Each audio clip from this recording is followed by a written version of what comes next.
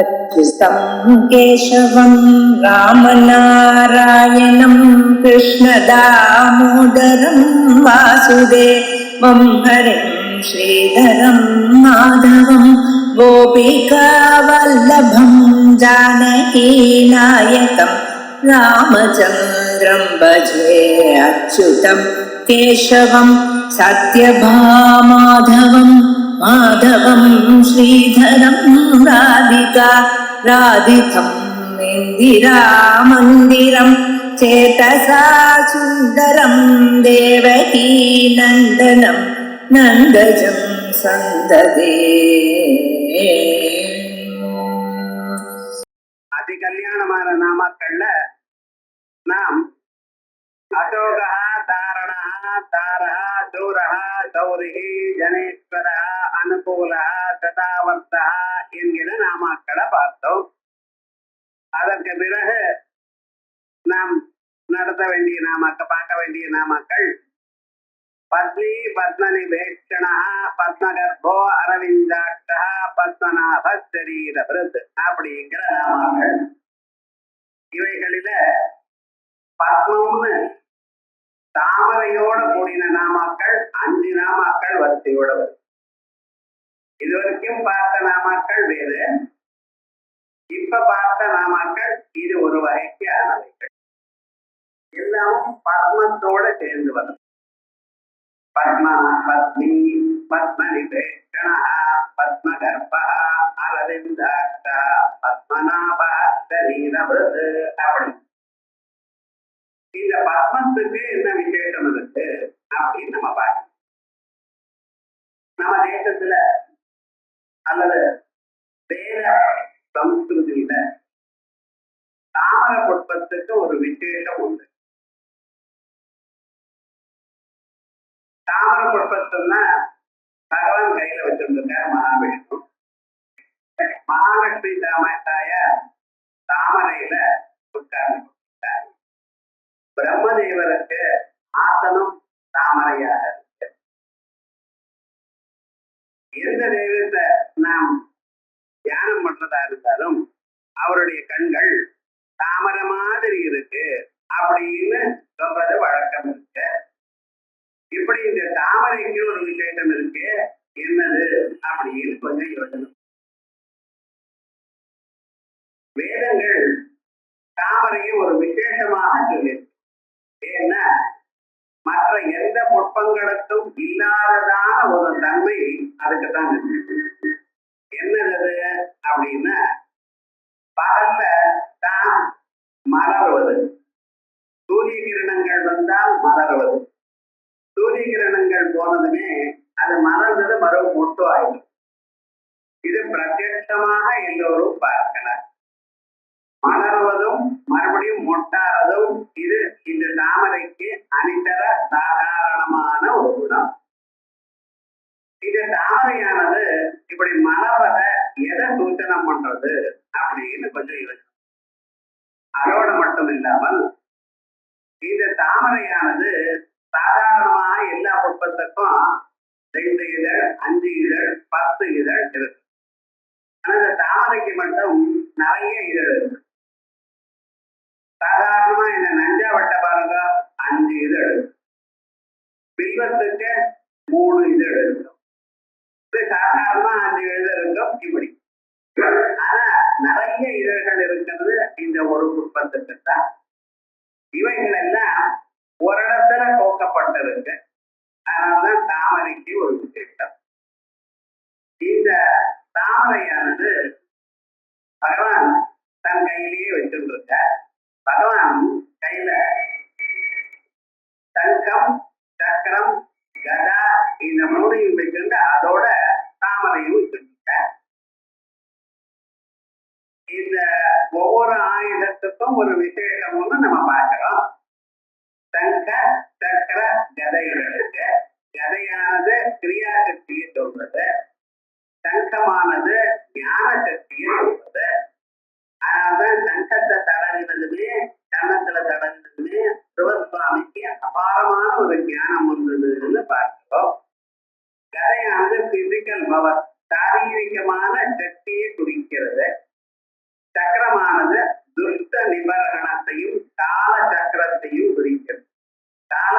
சக்கரத்தை தன் கையில வச்சுருக்கேன். ஆகையால் இது சக்கரமானது காலத்தை குறிக்கிறது. இந்த பத்மமானது எதை குறிக்கிறது அப்படின்னா ஞானத்தை குறிக்கிறது. பத்மமானது ஞானத்தை கொடுக்கிறது. ஆகையால்தான் பத்மம் ஹஸ்தே வித்யதே இது பத்மி. பகவானுக்கு பத்மின்னு ஞானத்தை கையிலேயே வச்சுருக்காரு. எப்ப கேட்டாலும் கொடுக்கறதுக்காக ஞான தாதாவாக இருக்கிறதுக்காக பத்மம் ஹஸ்தே இது வித்யதே இது பத்மி. கையில ஞானத்தை வச்சிருக்காரு. என்ன ஒரு விசேஷம் அப்படின்னா பக்தாளுக்கு ஞானத்தை கொடுக்கணும். பக்தாள் 4 விதம்னு பார்த்திருக்கோம். ஆர்த்தோ ஜிக்ஞாசு அர்த்தார்த்தி ஞானீத பரதர்ஷபா அப்படி.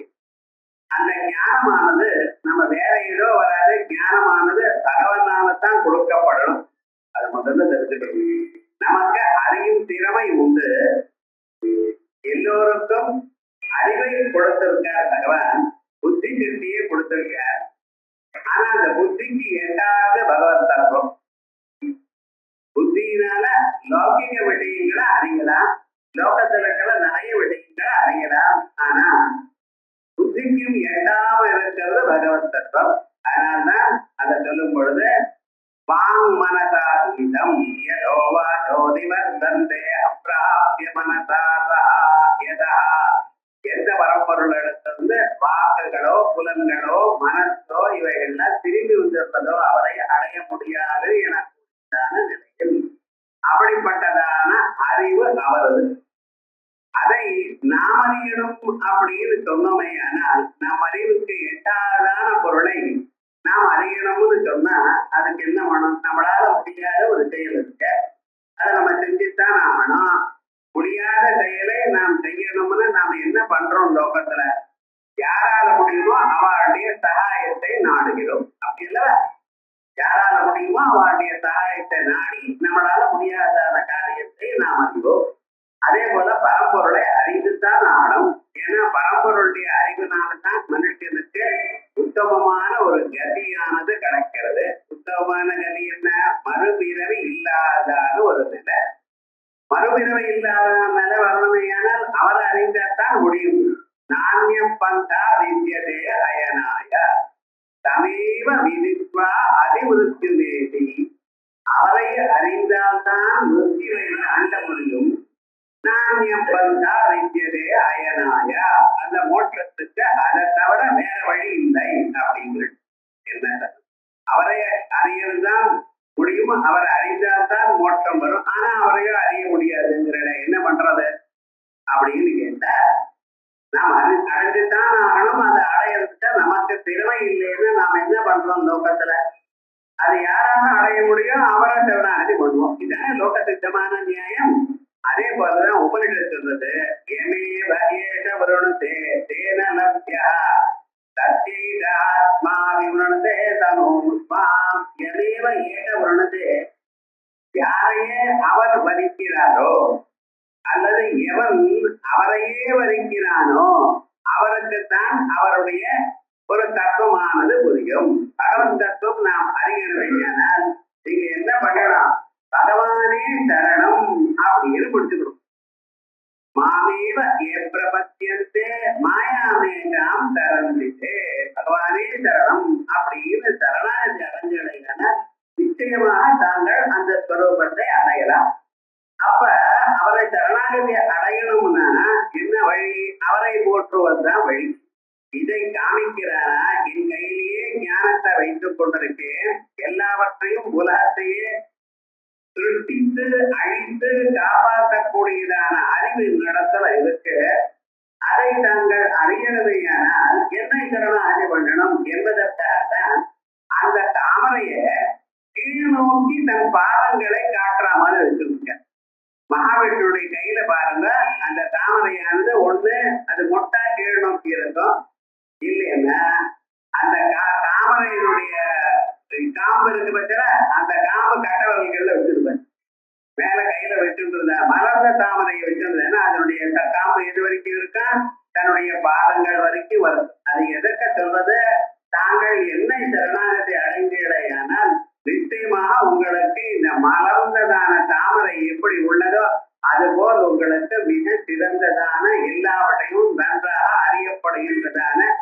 அறிவை தருகிறேன் என்கிறது சூಚಿக்கிறார். அதனால்தான் பத்மனா பத்னி தாமரை உள்ளவர்.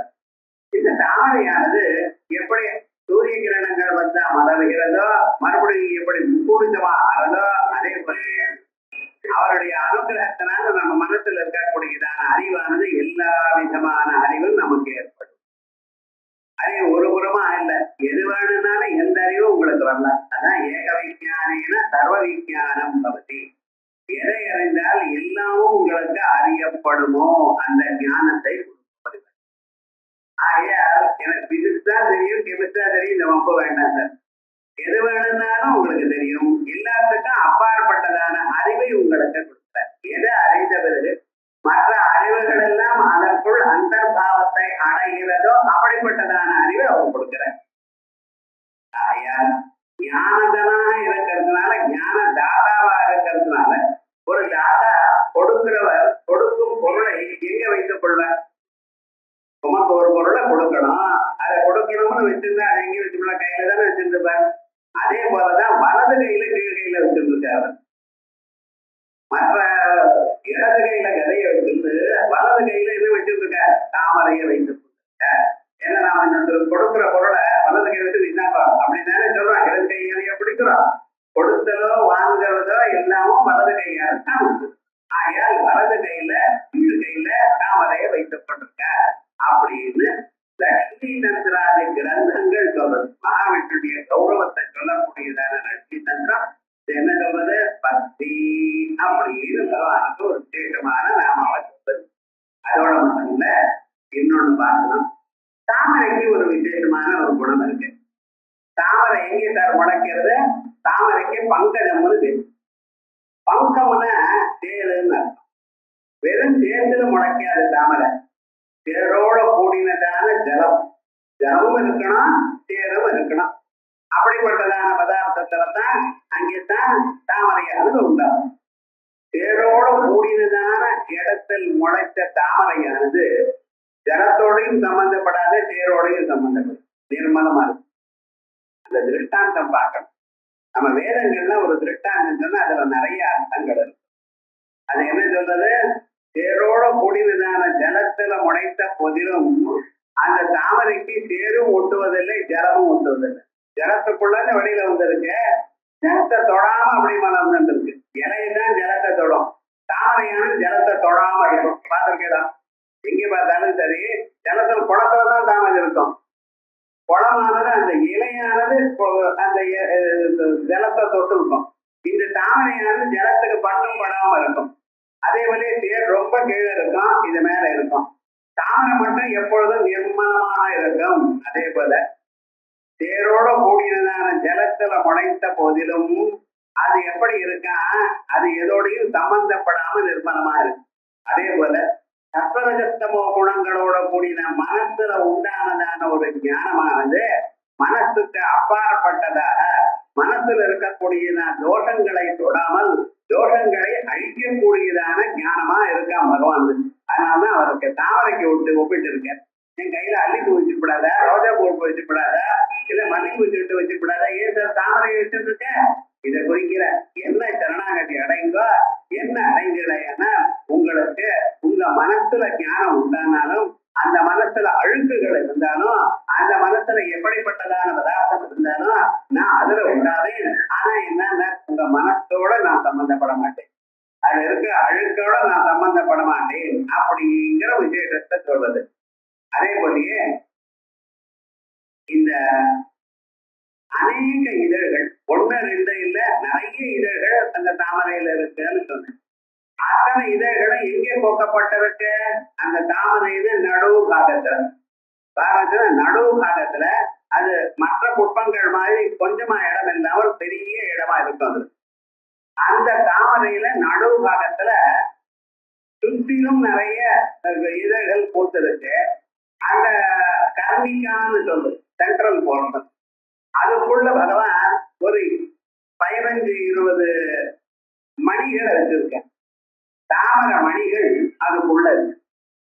அந்த தாமரை மணிகளுக்கு நான் சுற்றியும் தான் இது இருக்கு. அப்படி என்ன?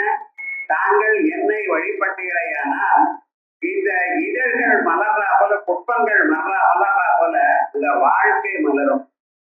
மனுஷனுடைய வாழ்க்கை எப்படி இருக்கோ அப்படியே இருக்கக்கூடாது. நாளுக்கு நாள் அது உறுதி ஆகணும். மனசுல ஒரு சந்தோஷம் ஏற்படணும். மனசால எல்லா விதமாகவும் இருக்கணும். எனக்கு இதுதான் பிடிக்கும், அது பிடிக்காது அப்படின்னு சொல்லக்கூடாது. எல்லாமும் வேண்டியதுதான் வாழ்க்கையில. ஆனா எல்லாரோடையும் சேரும் பொழுது, எல்லா பதார்த்தங்களோடையும் சேரும் பொழுது நீங்க அதோட ஈடுபட்டுக்க விடாது. எல்லாமும் வேண்டியதுதான். சங்கீதம் வேணும், சாகித்யம் வேணும், மற்ற பதார்த்தங்கள் வேணும், அறிவு வேணும், எல்லாமும் வேணும். ஆனா எதோடையும் சம்பந்தப்படக்கூடாது, எதோடையும் ஈடுபட்டுக்க விடாது. எல்லாமும் நம்ம மனசை மலருவதற்கு உபயோகப்படணும். பழைய நாள்ல ஆத்துல ஒரு பெண் குழந்தை பிறந்த அதுக்கு சங்கீதத்தை சொல்லிக் கொடுப்பா, டிராயிங் சொல்லிக் கொடுப்பா, சமையல் சொல்லிக் கொடுப்பா, அது எல்லாத்தையும் மற்ற நாட்டியம் சொல்லிக் கொடுப்பா, எல்லாமும் வரும். எதுக்கு? அந்த மனசுல எல்லா விதமான ஞானமும் வரணும். கொஞ்சம் கொஞ்சம். அதனால ஏதோ ஒவ்வொரு பெருசா வரணும்னு சொல்லல. ஆனா எல்லா ஞானமும் இதுல இருக்கணும். சாகித்யம் தெரிஞ்சிருக்கணும். இப்படி எல்லாமும் தெரியணும். அதே போலயே இந்த தாமரையானது அந்த மனசு, தாமரை எனக்கூடியதான மனசு மலர்வது. அந்த மலர்வதனால உங்களுக்கு எல்லா விதமான அறிவும் வரும். அந்த அறிவு வர்றது மட்டும் இல்லாமல் மற்றையும் நிறைய பதார்த்தங்கள் அறிவதற்கு வேண்டியதான பீஜங்கள் அங்க இருக்கு. தாமரைக்கு அந்த நடுவுல இருக்கு பார்த்தீங்கன்னா அதுல நிறைய தாமரை பீஜங்கள். வேற எங்கேயும் குடும்பத்திலேயாவது பார்த்துருக்கணும் நீங்க. மல்லி குடும்பத்திலேயோ அல்லது நஞ்சாவத குடும்பமோ அல்லது அரளி குடும்பமோ விருட்சி குடும்பமோ எத்தனையோ நீங்க பார்த்துருக்க. ஆனா பீஜங்கள் குடும்பத்துக்குள்ள இருக்கிறத நீங்க பார்த்திருக்கீங்களோ? அங்கேயும் பார்த்திருக்க முடியாது. அது இந்த தாமரைக்குத்தான் உண்டு. அப்படி மேலும் மேலும் என்ன பிரார்த்தனை பண்றவாளுக்கு அவளுடைய மனசு மலர்ந்து அவளுக்கு எல்லா விதமான அறிவுக்கு வேண்டியதான எல்லா பீஜங்களும் என் கையில வைத்துக் கொண்டிருக்கேன். ஆகிய தாங்கள் முன்னேறணுமேயானால், வாழ்க்கையில வளரணுமேயானால் என்ன பண்ணணும்? பத்மத்தோட கூடியிருக்கக்கூடியதான என்ன தாங்கள் அடையணும் அப்படிங்கிறது குறிப்பிக்கிறதுதான் பத்னி. பத்னிங்கிற பதத்துக்கு இவ்வளவு அர்த்தம். பத்மம் அத்தே வித்தியதே இனி பத்னி, கையில வைத்துக் கொண்டிருக்கார். ஆகையால் இவருக்கு பத்னின்னு பேரு. அடுத்ததாக இரண்டாவது நாம பத்மநிதேஷ்டனா. பத்மநிதே ஈஷ்டனே திருத்தோ அத்யா அத்தீதி பத்மநிதேஷ்டனா. பத்மம் போன்றதான பத்மநிதே ஈஷ்டனே இரண்டு கண்கள், திருத்தவோ அத்திய அத்தி இவருக்கு இருக்கு. ஆயால் இவருக்கு பத்மநிதேஷ்டனம்னு பேரு. இப்பதான் நான் சொன்னேன் பத்மமானது அறிவை குறிக்கிறது. அறிவு ரெண்டு கண்கள், அறிவு போன்றதான அறிவூட்டக்கூடியதான கண்களை உடையவர். மனுஷனுக்கு முக்கியமான பதார்த்தம் அறிவு. மற்ற பதார்த்தங்கள் மற்ற ஜந்துக்கள்லாம் இருக்கு. அவைகளுக்கு என்ன அறிவு இருக்கு? அவ சாப்பிடுறது, தூங்குறது, தன்னை காப்பாற்றிக் கொள்வது, இந்த அறிவு தான் அதுக்கு இருக்கு. எப்ப ஆகாரம் வேணுமோ அப்ப சாப்பிடணும், எப்ப தூக்கம் வருதோ அப்ப தூங்கணும், எப்ப தன்னை காப்பாற்றிக் கொள்ளணுமோ இதைத்தான் தெரியும். ஆனா பகவான அடையிறது எனக்கூடியதான அறிவு, மறுபிறவி இல்லாமல் பண்ணி கொள்வது எனக்கூடியதான அறிவானது, லோகத்துல மற்ற ஜனங்களுக்கும் உதவணும் எனக்கூடியதான அறிவானது அது மனுஷனுக்குத்தான் இருக்கு. அந்த அறிவை நமக்கு வளர்த்தி நம்மளை அழிந்து செல்லக்கூடியவர் பரமாத்மா. அதனால்தான் பத்மம் போன்றதான கண்களை உடையவர். தாமரையானது அறிவானது எப்படி மனுஷனுக்கு நன்மையை கொடுக்கிறதோ அப்படி நன்மையை அளிக்கும் கண்களை உடையவர். பரமாத்மாவுடைய ரெண்டு கண்களும், ஒண்ணு சூரியன் ஒண்ணு சந்திரன் அப்படின்னு வர்ணிக்கிறது. சூரியனும் சந்திரனும் என்ன பண்ணிட்டு இருக்க லோகத்துல? ஜனங்களுக்கு எல்லோருக்கும் அறிவை கொடுத்துருக்க. சூரியன் உதித்ததுமே எந்த பக்கத்துல அப்ப பிராணிகள் தண்ணீரத்தே கிழக்கு திக்கில் இருக்கக்கூடியதான எல்லா பிராணங்களோடையும் அவர் சேர்றாராம். அதனால்தான் சூரியன் உதித்ததுமே நம்ம என்ன பண்ணிட்டு இருக்கோம்? நம்ம எழுதுகிறோம். எழுதுனதுமே இதுவரைக்கும் அறிவு இல்லாமல் பிராக்ஞனா இருந்தோம். எழுதுனதுமே நம்ம என்ன பண்றோம்? அதை இது அப்படின்னு எல்லா பொருளையும் அறிந்து கொண்டிருக்கிறோம். ஆகையால் இந்த சூரியனோ சந்திரனோ மனுஷர்களுக்கு அறிவை கொடுத்திருக்கிறார், ஞான கண்களை கொடுத்து கொண்டிருக்கிறார். ஆகையால் இவருக்கு பத்மநிதேஷ்டனா. இதற்கு முன்னாலேயே ஒரு நாம பார்த்தோம், பத்மம் போன்றதான கண்களை உடையவர். அது ரக்தேஷனம். எதற்காக? கண் நுனியில சிவபாரதம் அப்படி இருந்தது. ஆனால் அது மகாபுருஷ லட்சணம் அப்படின்னு நம்ம பார்த்தோம். இங்கே பத்மநிபேஷனான தாமரையானது எப்படி அறிவுக்கு சங்கேதமா இருக்கோ அப்படி அறிவுகளை கொடுக்கக்கூடியதான கண்களை உடையவர். பகவானுடைய கண் பார்வை நம்ம மேல விழுந்தா போதும் நமக்கு அறிவு தானா வரும். அதான் எவையவ ஏற்றவருடனே யார் அவரை வதிக்கிறாரோ அவளுக்கு ஞானம் வருது. உமக்கு ஞானம் வரணுமேனா அவர் இஷ்டப்படணும். அவருடைய எண்ணத்தினாலதான் உங்களுக்கு ஞானம் வரணும். அவர் நினைத்தான். அவர் எப்படி நினைப்பார்? நீங்க அவளுக்கு சக்தி பண்ணினீங்கன்னா அவ அவங்கள சர்வதா சர்வகாலம் உங்கள்கிட்டே இருக்க. இருந்தாலும் உங்களுக்கு அறிவு வருவதன் பொருட்டு தாங்கள் அவரை தியானம் பண்ணணும். தியானம் பண்ணினீங்கன்னா உங்களுக்கு இப்படிப்பட்டதான அறிவை தருவார். ஆகையால் அவருக்கு பத்மநிபேஷணன் அப்படின்னு. அதோட உள்ள ஞான நேத்திரம் இருக்கிறவர். அறிவு இருந்ததுன்னா அறிவுக்கு என்ன சார் ஏதாவது லிமிட் இருக்கா? உங்களுக்கு இவ்வளவு தெரியும், இன்னொருத்தருக்கு இன்னொரு தெரியும். நீங்க கிராஜுவேட், இன்னொருத்தர் போஸ்ட் கிராஜுவேட், இன்னொருத்தர் டாக்டரு, இப்படி நம்ம வச்சுட்டு இருக்கோம். அப்படின்னா இவரோட அவளுக்கு அறிவு ஜாஸ்திங்கிற ஒரு அர்த்தத்துல தானே நாம இப்படி சொல்லிட்டு இருக்கோம். ஆனா பகவானுக்கு என்னன்னா அவர் பார்க்கிறதெல்லாம் அவருக்கு தெரிந்தது. பாஸ்ட், பிரசன்ட், ஃபியூச்சர் மூணும் அவருக்கு கண்ணுக்கு தெரியும். நமக்கு பிரசன்ட் தான் தெரியும். கண்ணுக்கு எதிர்க்கக்கூடிய இருக்கிற பொருளை தான் உங்களுக்கு தெரியும். இப்பொழுது இருக்கக்கூடியதான பொருள்கள் தான் தாங்கள் பார்க்க முடியும். கண்ணுக்கு மறைவா இருக்கிற பொருளை தாங்கள் பார்க்க இயலாது. அதனுடைய அறிவு உங்களுக்கு வராது. கண்களுக்கு எதிர்க்க இருக்கிற பொருளை தான் அதை நாம் அறியலாம். ஆனா பகவானுக்கு எப்படின்னு நாம எதனால பார்க்கிறோம்? கண்களால பார்க்கிறோம். கண்ணு மட்டும் இருந்தா போருமா? போறாது. கண்ணுக்கு பின்னால மனசு இருக்கணும். மனசோட கண்ணு சம்பந்தப்பட்டா தான் கண்ணு பார்க்கும். மனசு எங்கேயோ இருந்ததுன்னு எதிர்க்க கண்ணு இருந்தாலும் பார்க்காது. ஆகையால் மனசு கண்ணோட சம்பந்தப்படும். அந்த மனசானது ஆத்மாவோட சம்பந்தப்படும். அப்பதான் நமக்கு ஞானம் வரும். உங்க மனசு வேற எதையோ நினைச்சிட்டு இருந்தது ஏன்னா கண்ணு பார்த்தாலும் அறியாது. ஆத்மா மனசா சங்கீர்த்ததே மன இந்திரியன இந்திரியமாத்தேன ததப்பிரத்யக்ஷம். இதெல்லாம் நமக்கு வரக்கூடியதான வழி. அதே போல பகவானுக்கு எப்படின்னு பகவானுக்கு மனசு இல்லை. அப்ராணோ யமனா சுப்ரா அக்ஷராத்பரதப்பரா. பகவானுக்கு மனசு இல்லை. மனசு இடத்துல என்ன இருக்கு? மாயை இருக்கு. அந்த மாயையில நம்ம எல்லோருடைய மனசும் அந்த மாயையில போக்கப்பட்டிருக்கு. உங்க மனசுல என்னென்ன இருக்கோ அவைகள்லாம் மாயையிலையும் இருக்கு. நீங்க என்னென்ன கம்ப்யூட்டர்ல டைப் பண்றதோ எல்லாம் அங்க சர்வருக்கு போறாப்புல உங்க மனசுல இருக்கிற எண்ணங்கள்லாம் அவருக்கு தெரியும். நீங்க பண்ணின அறிவு எல்லாம் இங்க தெரியுது, அங்க இருக்கு. ஸோ பாஸ்ட் நீங்க எத்தனை ஜன்மாக்களோ எதை நினைத்தீங்களோ அவை எல்லாம் அவர் இடத்துல இருக்கு, அவருக்கு தெரியும். இப்பொழுது என்னென்ன பொருட்கள் இருக்கோ எல்லாம் அவருக்கு தெரியும். நாளைக்கு என்னென்ன பொருட்கள் வரப்போறதுங்கிறது அந்த மாயில இருக்கோ இல்லையா, அதுவும் அவருக்கு தெரியும்.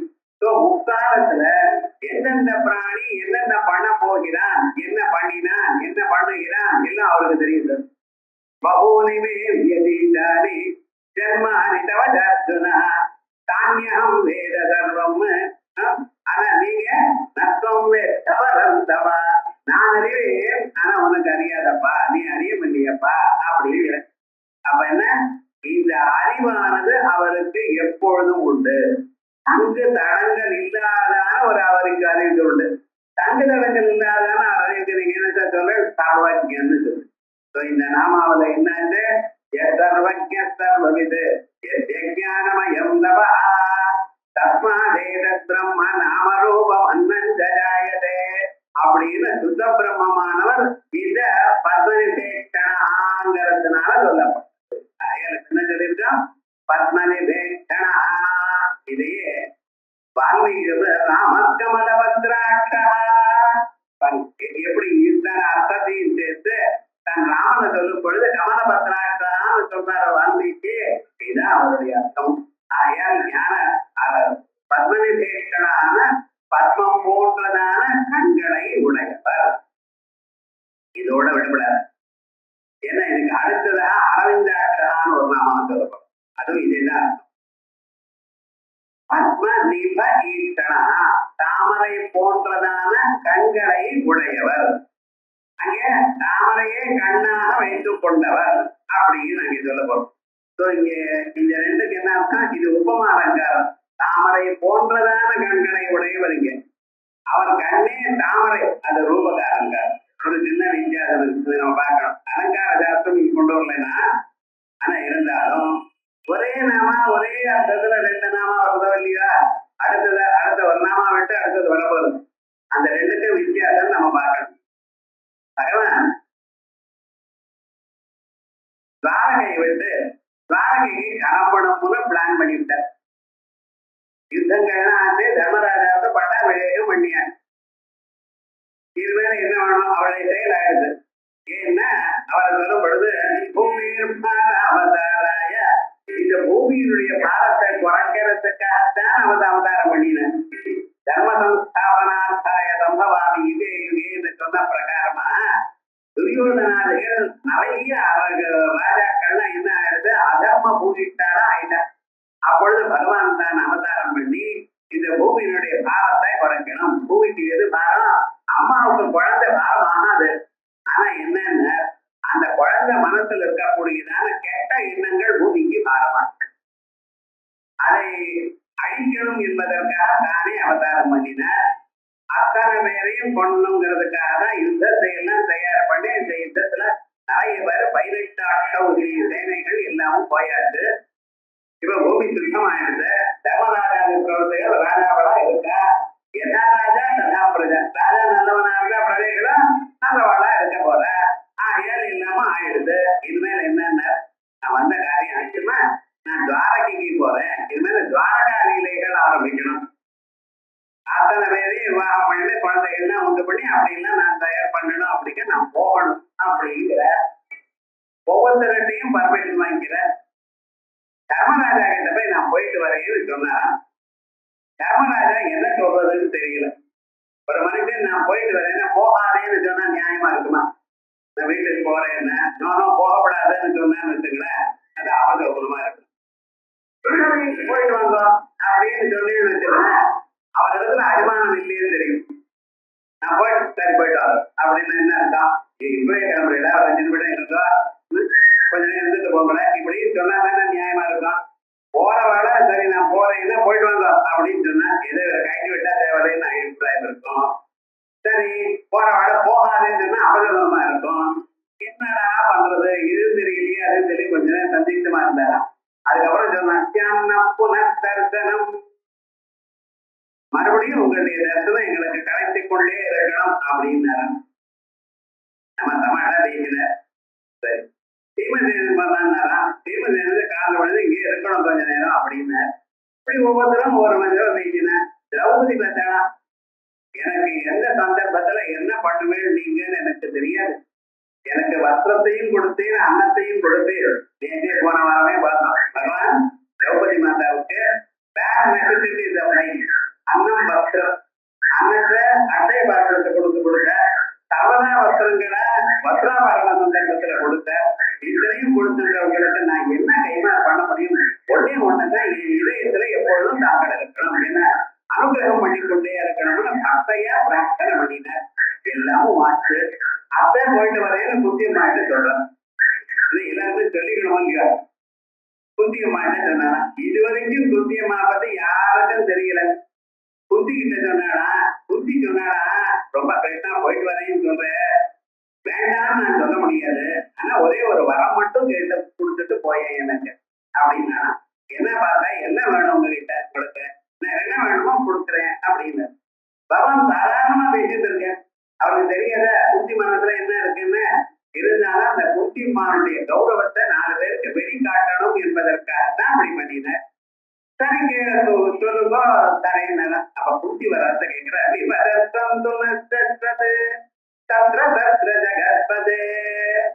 எனக்கு எப்பொழுதும் வாழ்க்கையில கட்டங்கள் வந்து கொண்டே இருக்கணும்னு. என்ன நான் பிறந்தண்ணில இருந்து நான் கட்டம் தான்பா. சரியான ஜாதகத்துல பிறக்கலைன்னா பிறந்தன்னைக்கு என்னாச்சுன்னா குழந்தைகளே இல்லாம ஒரு பெண் குழந்தை பிறந்தது. அந்த ஒரு ஜோசியர் சொன்னார் அந்த ராஜா, இந்த பெண் குழந்தை எங்கே இருந்து அங்கே ப்ராப்ளம் தான். என்ன பண்ணுவாரு? சாதாரண மனுஷில இருந்தா பரவாயில்லைன்னு வச்சுக்கலாம். ராஜாவா இருக்க ராஜாங்க ராஜ தர்மம் வேறு, அந்த நாட்டுக்கு கெடுதல் வரும் அப்படின்னு சொன்னதுனால வேற வழி இல்லாமல் இந்த குழந்தைய யாரையாவது தானம் பண்றது தீர்மானம் பண்ணிட்டார். அப்ப குந்தி போஜன்னு ஒரு ராஜா, அவருக்கு ரொம்ப நாளா குழந்தை இல்லை, ஏதாவது ஒரு குழந்தை தேவையில்லைன்னு நினைச்சார், அவருக்கு கொடுத்துட்டார். அதனால குந்தி போஜனுக்கு அவர் செல்லமா வளர்ப்பு குழந்தையாக வந்திருக்கார். ஒரு 7-8 வருஷம் ஆச்சு. துர்வாசன் வந்தார், அவருக்கு சகாயம் பண்ணணும்னு சரியான பணிவிட பண்ணினார். ரொம்ப பக்தியோட துர்வாசனுக்கே கோபம் வராம இருக்கிற அளவுக்கு பணிவிட பண்ணினார். துர்வாசன் சந்தோஷப்பட்ட என்னென்ன அப்படி யோஜனை பண்ணி பார்க்கிற, இந்த அம்மாவுக்கு ஆட்டுக்கார வழியா குழந்தை வர்றதுக்கு சான்ஸ் இல்லை, குழந்தைகளோ வேணும், என்ன பண்றதுன்னு மந்திரத்தை உபதேசம் பண்ணிவிட்டேன். நீங்க எனக்கு எப்ப வேணுமோ அப்ப இந்த மந்திரத்தை அந்த குழந்தைக்கு 8 வயசு குழந்தை இதெல்லாம் சொன்னா என்ன புரிய போறதுங்கிற அபிப்பிராயத்துல மந்திரத்தை மட்டும் உபதேசம் பண்ணி தகுந்த சந்தர்ப்பத்துல இதை உபயோகப்படுத்திக்கலாமான்னு எடுத்து போயிட்டார். அவர் எப்பவுமே இது நம்ம சொல்லணும், தெரியாம இப்படி சொன்னதுனால என்ன, அவர் அப்படி போனதுமே ஏன்னா இந்த மந்திரத்தை உபயோகப்படுத்திக்கலாம்னு உபயோகம் பண்ணிவிட்டார். அது என்ன ஆச்சுன்னா சூரிய பகவான் எதிர்க்க வந்துவிட்டார், குழந்தை கொடுத்துட்டார். இன்னும் பெரியவளே ஆள அந்த சந்தர்ப்பத்துல இந்த குழந்தைகள ராஜாங்கத்துல அரசாங்கத்துல என்ன சொல்லுவாங்க, வேற வழி இல்லாம தேடிகள்லாம் சேர்ந்து அதை மறைச்சு நதியில போட்டு விட்டார். அந்த குழந்தைதான் ஒரு தேரோட்டிக்கு கிடைச்சது, ராதாங்கிற ஒரு தேரோட்டி. அதனாலதான் ராதேயனாக வளர்ந்த தேரோட்டி மகனாக வளர்ந்த பாத்தீங்களா. அன்னில இருந்து தூக்கம் வந்திருக்க அந்த அம்மாவுக்கு தன் குழந்தைய தன் கையால பெட்டியில போட்டு சமுதிரத்தில் நதியில தள்ளி விட்டா அதுக்கப்புறம் அவளுக்கு தூக்கம் வருமா, அன்னில இருந்து தூக்கம் இல்லை. இந்த விஷயத்தை யாருக்குமே சொல்லப்படாது. பின்னால ஜபமுத்ராதிகள்லாம் வந்திருக்க, அது அன்னையோட மறந்து எங்கேயாவது போயிருந்த சரி பரவாயில்லைன்னு. அதே குழந்தை நம்ம குழந்தைகளுக்கு அகைன்ஸ்டா எதிர்பட்டதுன்னு இந்த அர்ஜுனனை கொல்றதுக்காக தயார் பண்ணி சட்டம் போட்டிருக்கான். இது எப்படி இருக்கு அம்மாவுக்கு? கர்ணன் ஜெயிக்கிறத அர்ஜுனன் ஜெயிக்கிறத யாரு ஜெயிச்சாலும் என்ன பண்றதுன்னு யாருக்கு வேண்டாம். ஒருத்தர் இன்னொருத்தர சொன்ன அர்ஜுனன் கண்ணன் சொன்னாலும் கொத்திக்குதான் வேண்டாம், கர்ணன் அர்ஜுனன் சொன்னாலும் கொத்திக்குதான் கேட்டோம். என்ன பண்றது?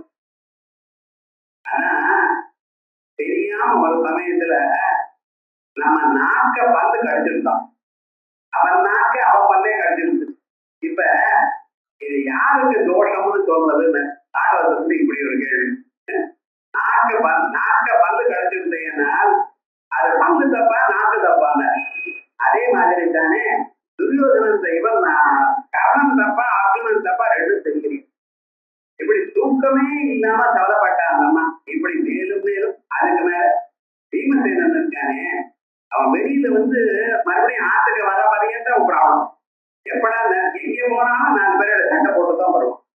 எல்லாத்தையும் ஜெயிச்சுட்டு வரான்னு வச்சுங்களேன். ஆனா இந்த அசத்தா இருக்கிறவாட எப்பவுமே நம்ப முடியாது. இவன் நல்லா தான் இருக்கான், ஆனா பலசாலியா இருக்கான். இவனை கொல்றதுக்காக ஒரு குருவே இருந்துட்டே இருக்கேன். நான் எப்படி இந்த துரியோதனையும் பீமசேனை வளர்க்க போறேன்?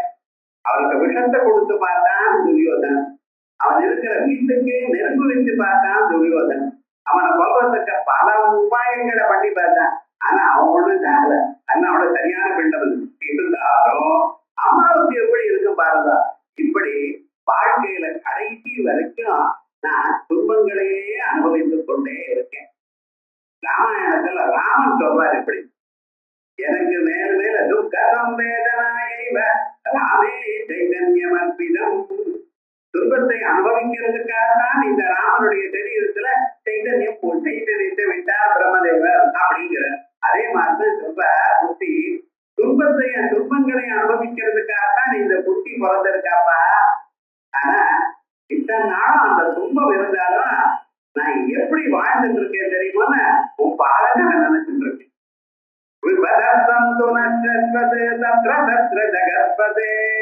ஜெகத்பதியா இருக்கக்கூடியதான பரமாத்மா உங்களை நினைத்தேன், உங்களை பாதங்களை புரிந்து கொண்டிருக்கேன்.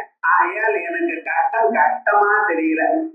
எவ்வளவு கஷ்டம் இருந்தாலும் இதை தீர்க்கக்கூடியவர் ஒருவர் இருக்க அப்படிங்கிற ஒரு தைரியம் இருந்தது. ஆனால் உங்களை நினைத்தேன், உங்களை நினைத்ததுனால உங்களுடைய நினைப்பு எனக்கு ஒரு ஆனந்தத்தை கொடுத்தது, ஒரு சக்தியை கொடுத்தது, திறமையை கொடுத்தது. எந்த கட்டம் வந்தாலும் நான் தப்பித்துக் கொள்ளலாம், நான் மீண்டு வரலாம் எனக்கூடிய தைரியம் எனக்கு இருந்தது. ஆனா இன்னைக்கு என்ன ப்ராப்ளம் தெரியுமா, நான் துன்பம் இல்லை எனக்கு. ஏன் என்னுடைய பிள்ளைகள் சத்துருக்களை கொண்டு விட்டா, ராஜத்துக்கு ராஜா ஆயிட்டா, பட்டா விழுத்தான் ஆயிட்டா, இதுமேல ஒரு ப்ராப்ளம் வர்றதுக்கு சந்தர்ப்பம் இல்லை. இதுமேல சுகமாகத்தான் இருக்க போறது. அதனால எனக்கு பயமா இருக்கு. ஏன்னா மனுஷனுக்கு கவலை இருக்கும் பொழுதுதான் பகவான் நினைப்பான். எப்ப துன்பங்கள்லாம் போயிடுதுன்னு ஒரு நம்பிக்கை இருக்க, நான் கொஞ்ச நாள்ல இருக்க ஆசைப்பட்டு இந்த சம்சாரத்துல மூழ்கி நான் உன்னை மறந்துடுவேணும். மறந்துட்டு அப்புறம் என்ன ஆகும் தெரியாது. என்னைக்காவது ஒரு கவலை வந்தது என காப்பாத்துறதுக்கு யார் இருப்பா? ஆகையால் ஒண்ணு கேட்கிறேன், எங்களுக்கு எப்பொழுதும் துன்பங்களே வந்து கொண்டே இருக்கட்டும்.